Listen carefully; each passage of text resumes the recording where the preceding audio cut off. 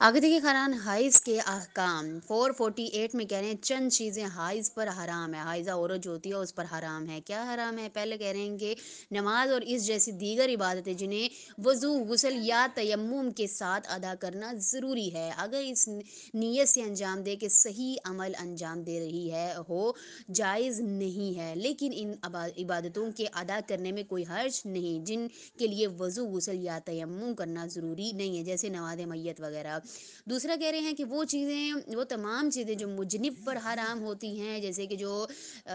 अपनी औरत के साथ मुकारबत करते हैं और उसके बाद जो है उन पर वो चीज़ें हराम हो जाती हैं, और जिनका जिक्र कह रहे हैं कि जनाबत के अहकाम में आ चुका है, जैसे जनाबत के हमने पीछे अहकाम पढ़े थे जिन पर गुस्ल वाजिब हो जाता है, उनके हवाले से ये कह रहे हैं कि वो चीज़ें भी उन पर भी हराम है और यही हाइज़ा पर भी वही चीज़ें हराम हैं।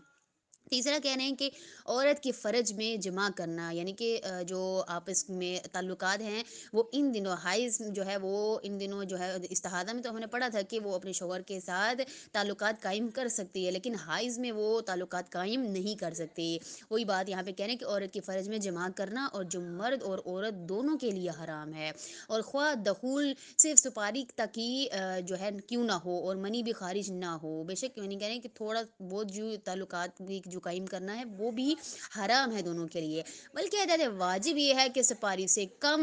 मिकदार में भी दखूल ना किया जाए, बिल्कुल मतलब जो है ताल्लुकात कायम नहीं कर सकते। अलबत्ता ये हुक्म औरत से दबर में मुजामत के लिए नहीं है, लेकिन दुबर में मुजामत औरत के लिए राज़ी ना होने के सूरत में एहतियात लाजिम की बिना पर जायज़ नहीं है, चाहे वो हाइज़ हो या ना हो। 449 में कह रहे हैं कि उन दिनों में भी जमा करना हराम है जिनमें औरत का हैज़ यकीनी ना हो, यानी कि उसको यकीन नहीं है कि अभी हैज़ है या इस्तिहादा है, उन दिनों में आप जो है वो ताल्लुकात कायम नहीं कर सकते, लेकिन शरअन इसके लिए ज़रूरी है कि अपने आप को हाइज़ करार दे। बस जिस औरत को 10 दिन से ज़्यादा खून आया हो और इसके लिए ज़रूरी हो कि इस हुक्म के मुताबिक जिसका जिक्र बाद में किया जाएगा, अपने आप को इतने दिन हाइज़ करार दे जितने दिन उसने कुंबे की औरतों को आदत हो,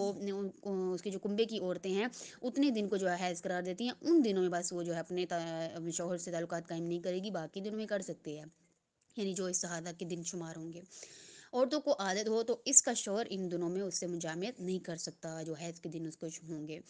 450 में कह रहे हैं अगर मर्द अपनी बीवी से हैज़ की हालत में मुजामत कर ले तो क्या उसके ऊपर बनता है फरीज़ा, तो उसके लिए ज़रूरी है कि इस्तग़फ़ार करे, और कफ़ारा देना वाजिब नहीं है, वाजिब नहीं है। अगर इसे बेहतर है कि कफ़ारा भी दे, बेहतर है कि कफ़ारा दे, और उसका कफ़ारा हैज़ के पहले हिस्से में एक मिसकाल सिक्का दार सोना, और दरमियाने हिस्से में आधा मिसकाल, और इसके आखिरी हिस्से में चौथाई मिसकाल है, और मिसकाल शरई 18 चने हैं, यानी कि ये फिर उसको करना पड़ेगा कि ये सब कुछ वाजिब तो नहीं है उसके ऊपर, लेकिन बेहतर है कि वो ये दे दे तो उसके ऊपर से जो जो फरीज़ा है वो उतर जाएगा।